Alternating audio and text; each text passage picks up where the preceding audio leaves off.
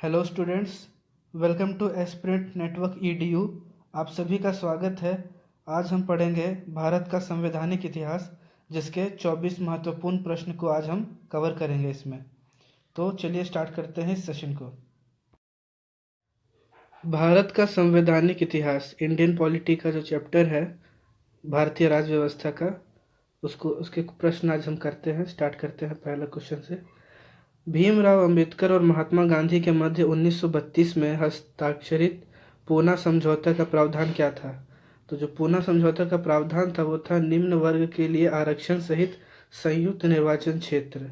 यह होगा इसका सही उत्तर, ऑप्शन डी। बढ़ते अगले सवाल पे। ये सुमेलित करना है, तो इसका जो उत्तर होगा, सूरत विभाजन हुआ था 1907 में। उसके अलावा सांप्रदायिक अधिनिर्णय हुआ था 1932 में। जो सर्वदलीय सम्मेलन था यह हुआ था, सर्वदलीय सम्मेलन हुआ था 1928 में। और पूर्ण स्वराज की संकल्पना थी 1929 में। यानी जो होगा ए का 4, बी का 3, सी का 2 और डी का होगा 1। तो इस तरह से जो उत्तर है वो होगा B, option B. Question number 3। निम्नलिखित में से किस अधिनियम द्वारा भारत के गवर्नर जनरल को अध्यादेश जारी करने की शक्ति प्रदान हुई? तो यह जो शक्ति प्रदान की गई थी ये थी भारत परिषद अधिनियम 1861। अगला सवाल, इसको भी सुमेलित करना है। तो अगस्त घोषणा, लॉर्ड मॉन्ट्यू, अगस्त प्रस्ताव था, ये था लॉर्ड लिथिंगो। और अगस्त संकल्पना महात्मा गांधी। और प्रत्यक्ष कार्यवाही दिवस मोहम्मद अली जिन्ना। यानी जो आंसर होगा वो होगा ए का 2, बी का 1, सी का 4 और डी का 3, यानी ए जो है इसका सही उत्तर होगा। अगला सवाल, रेगुलेटिंग एक्ट पारित किया गया था। रेगुलेटिंग एक्ट कब पारित किया गया था? तो यह किया गया था 1773, यानी ऑप्शन ए। ऑप्शन ए इसका सही उत्तर होगा। रेगुलेटिंग एक्ट पारित किया गया था 1773 में।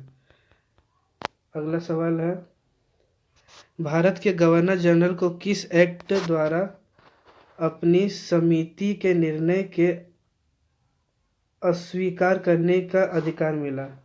गवर्नर जनरल को किस एक्ट द्वारा अपनी समिति के निर्णय को अस्वीकार करने का अधिकार मिला? तो यह जो अधिकार मिला था यह मिला था कब? यह मिला था 1786 में, यानी ऑप्शन सी।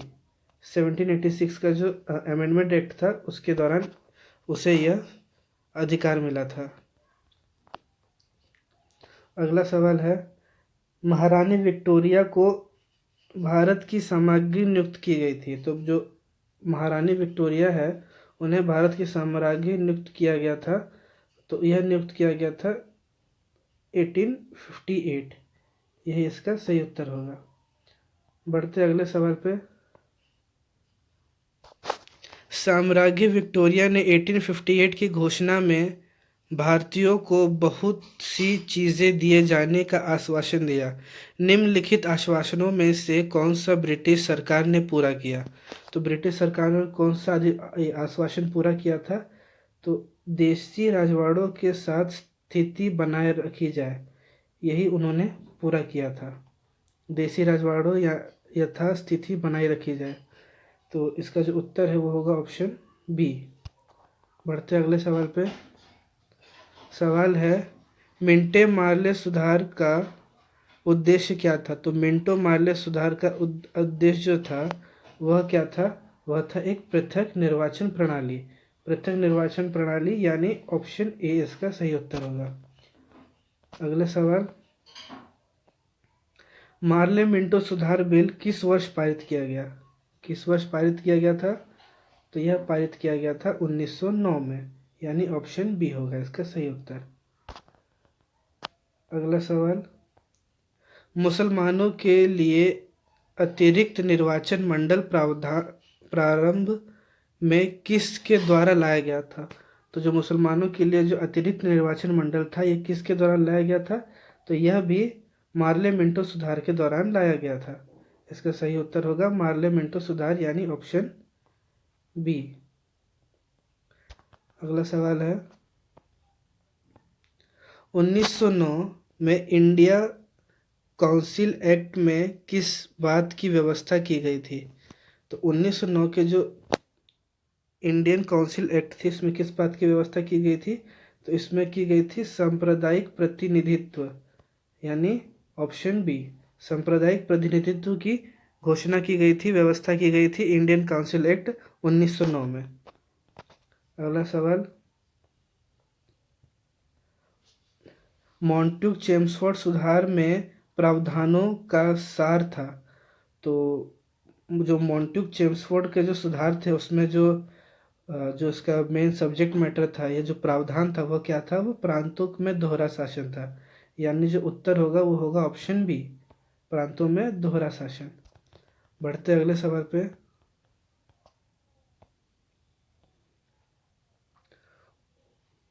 1946 का कैबिनेट मिशन, ध्यान दीजिएगा, 1946 का कैबिनेट मिशन 3 मंत्रियों में गठित था। निम्नलिखित में से कौन इसका सदस्य नहीं था? ध्यान दीजिएगा, नहीं था। तो सर पैथिक लॉरेंस, एवी अलेक्जेंडर, स्टेफोर्ड क्रिप्स, ये तीनों ही इसके सदस्य थे, लेकिन जो ये लॉर्ड एमरी है, यह इसके सदस्य नहीं थे। तो इसका जो सही उत्तर होगा कि कौन सदस्य नहीं था, तो ये हो जाएगा ऑप्शन डी। अगले सवाल पे, कैबिनेट मिशन योजना के विषय में कौन सा कथन सही नहीं है? तो सही कथन नहीं है, ध्यान दीजिएगा, नहीं है। तो क्या नहीं है? प्रांतीय समूहीकरण पहला, दूसरा है भारतीय सदस्यों वाला अंतरिम मंत्रिमंडल, तीसरा पाकिस्तान की स्वीकृति, और चौथा संविधान निर्माण का अधिकार। तो इसका जो उत्तर होगा वो होगा पाकिस्तान की स्वीकृति नहीं थी, यानी जो आंसर होगा वो होगा ऑप्शन सी, नहीं थी। अगला सवाल, भारत का संविधान लागू होने तक स्वतंत्रता के पश्चात इसका शासन किसके अंतर्गत चलाया गया? तो स्वतंत्रता से पहले इसका जो शासन था भारत का, वो किसके अंतर्गत चलाया गया था? तो यह चलाया गया था 1935 के भारत सरकार अधिनियम के अनुसार। यही इसका सही उत्तर होगा, ऑप्शन सी। अगला सवाल, भारतीय को वर्ष 1947 में सार्वभौम सत्ता सौंपने की योजना निम्नलिखित में से किस नाम से जानी गई? तो जो सत्ता सौंपने की जो योजना थी, जो 1947 में देश की आज़ादी के बाद जो भारतीयों को सत्ता सौंपी गई, वो किस नाम से थी? तो वह थी लॉर्ड माउंटबेटन योजना, यानी जो उत्तर होगा वो होगा ऑप्शन सी, माउंटबेटन योजना। अगला सवाल है, कौन सुमेलित नहीं है? ध्यान दीजिएगा, सुमेलित नहीं है, ठीक है। तो सुमेलित नहीं है, तो पहला है कि मार्ले मिंटो सुधार, सांप्रदायिक प्रतिनिधित्व, ये तो सही है। भारत सरकार अधिनियम 1935 क्या है? स्वशासन, ये भी सही है। कैबिनेट मिशन, संविधान सभा का गठन, यह भी सही है। अब साइमन कमीशन, भारत विभाजन, तो ये जो उत्तर है ये गलत होगा। तो हम लोग को क्या ढूंढना था कि नहीं है, सुमेलित नहीं है, तो सुमेलित नहीं है, ऑप्शन डी, यानी इसका जो उत्तर है वो हो जाएगा ऑप्शन डी। आगे बढ़ते हैं, यह भी सुमेलित करना है। लिखा है भारत सरकार अधिनियम 1919, यह क्या था? यह था प्रांतों में द्वैध शासन। भारत सरकार अधिनियम 1935, यह क्या था? यह था प्रांतीय स्वायत्तता। उसके बाद पार्लियामेंटो सुधार 1909, तो यह क्या था? सांप्रदायिक निर्वाचन। उसके बाद जो भारत परिषद अधिनियम 1961, यह क्या था? यह था आपका सती प्रथा का अंत। और उसके बाद जो अधिनियम 1858 था, वह क्या था? ब्रिटिश शासन था, वो शक्ति में आया था, क्योंकि ये जो आपका ईस्ट इंडिया कंपनी से जो ये सत्ता थी, वह ब्रिटिश शासन यानी क्राउन के पास चली गई थी। तो इसका जो उत्तर है वो होगा ए का 3,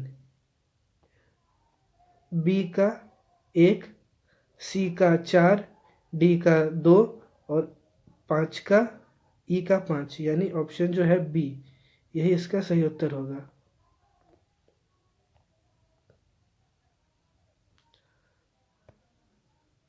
बढ़ते अगले सवाल की ओर।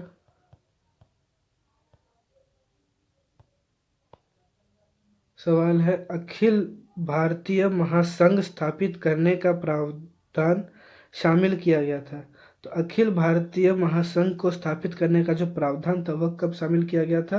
तो वह शामिल किया था भारत सरकार अधिनियम 1935 में, यानी ऑप्शन ए इसका सही उत्तर होगा। अगला सवाल, निम्न में से किस अधिनियम ने केंद्र में द्वैध शासन प्रणाली को स्थापित किया? ध्यान दीजिएगा, केंद्र में द्वैध शासन प्रणाली। तो राज्यों में जो द्वैध शासन प्रणाली थी, वो कब हुई थी? 1919 में। लेकिन जो केंद्र में थी, ध्यान दीजिएगा, केंद्र में कब हुई? तो केंद्र में हुई थी भारत शासन अधिनियम 1935, यानी इसका उत्तर होगा ऑप्शन ए। बढ़ते अगले सवाल की ओर। सवाल है, संघीय प्रणाली का पहला प्रयास भारत सरकार अधिनियम किसमें किया गया था? संघीय प्रणाली का जो था, यह भी कब किया गया था? 1935 में, यानी जो उत्तर होगा ये होगा सी, ऑप्शन सी। बढ़ते हैं आगे। किस अधिनियम की प्रमुख विशेषताएं प्रांतीय स्वायत्तता थी? तो जो प्रांतीय स्वायत्तता थी, यह किस अधिनियम के दौरान आई? तो यह कब आई थी? यह आई थी 1935 में। ध्यान दीजिएगा, 1935, यानी जो उत्तर होगा वो होगा ऑप्शन ए, 1935 में क्या हुआ था? तो प्रांतीय स्वायत्तता। अगला जो सवाल है देख लेते हैं। यह है, भारत में सचिव का पद किसके द्वारा निर्मित किया गया था? तो जो सचिव का पद था, यह सचिव का पद कब आया था? तो यह सचिव का पद आया था जब क्राउन जो था, ब्रिटिश क्राउन, वो सत्ता में आया था, यानी जो इसका उत्तर होगा वो होगा भारत सरकार अधिनियम 1858, यानी इसका उत्तर होगा ऑप्शन बी। तो आज के लिए इतना ही। वीडियो को लाइक करें, सब्सक्राइब करें, शेयर करें, अपने दोस्तों के साथ शेयर करें, जो आपके साथ पढ़ाई कर रहे हैं उनके साथ आप शेयर करें, और इस वीडियो को ज़्यादा से ज़्यादा लोगों तक पहुंचाएं। और अगला चैप्टर जो है वो हम फिर इसके आगे जो अगला चैप्टर है वो हम इसको कंटिन्यू करेंगे। धन्यवाद।